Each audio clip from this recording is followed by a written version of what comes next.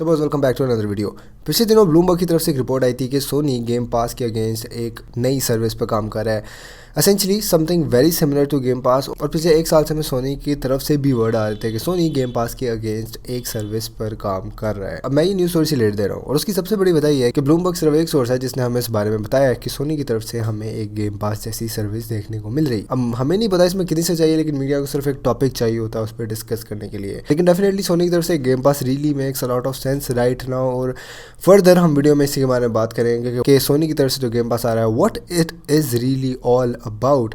और क्योंकि एक्सबॉक्स का गेम पास एक बहुत बड़ी सक्सेस थी और अभी तक गेम पास के अराउंड 20 मिलियन एक्टिव यूजर्स होने वाले हैं।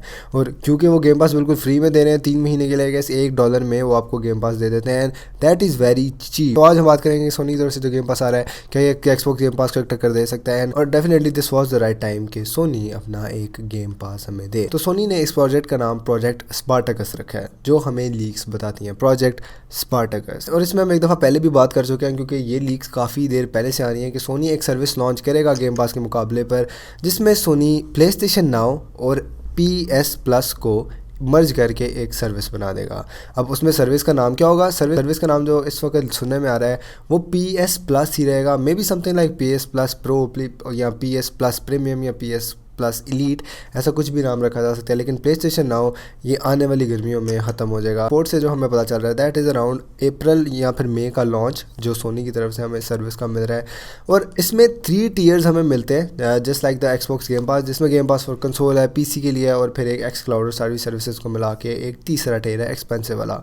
तो सोनी एक काफ़ी सिमिलर अप्रोच के लिए जा रहा है इसी गेम पास में। सोनी की सर्विस में कुछ ड्रॉबैक्स हैं जिसके बारे में हम थोड़ा आगे जाके बात करते हैं। लेकिन first let's talk about this 3 tiers जो सोनी प्लेस्टेशन नाउ और प्लेस्टेशन प्लस को मिला के बना रहा है। Okay, so according to Bloomberg इस वक्त जो टियर 1 में यानी जो सबसे सस्ते वाला लेवल होगा प्लेस्टेशन प्लस प्रो जो भी उसका नाम रखा जाएगा प्रोजेक्ट स्पार्टकस का, टियर 1 में जो इधर हमें गेम्स मिलती हैं that is very similar to PlayStation Now जिस वक्त हमें सर्विस दे रहा है टियर 1 में हमें सारी वो सर्विसेज मिलेंगी। और टियर 2 हमारे पास प्लेस्टेशन 4 और प्लेस्टेशन 5 की गेम्स ऐड होती हैं और उसमें काफ़ी एक एक्सटेंसिव लाइब्रेरी सोनी हमें देने का सोच रहा है। लेकिन ऑन द टियर 3 हमें इसमें नई गेम के डेमोज और प्लेस्टेशन प्लस साथ मिलेगा। ऐसी भी पॉसिबिलिटी है कि टियर 2 में हमें प्लेस्टेशन प्लस भी मिल जाए, लेकिन टियर 3 में डेफिनेटली प्लेस्टेशन प्लस मिलेगा, कुछ नई गेम्स के डेमोज मिलेंगे और एडेड प्लेस्टेशन 5 और प्लेस्टेशन 4 की गेम्स होंगी। अब इधर सवाल ये आता है कि क्या एक्सबॉक्स की तरह सोनी भी अपनी सारी एक्सक्लूसिव फर्स्ट डे पर दे देगा?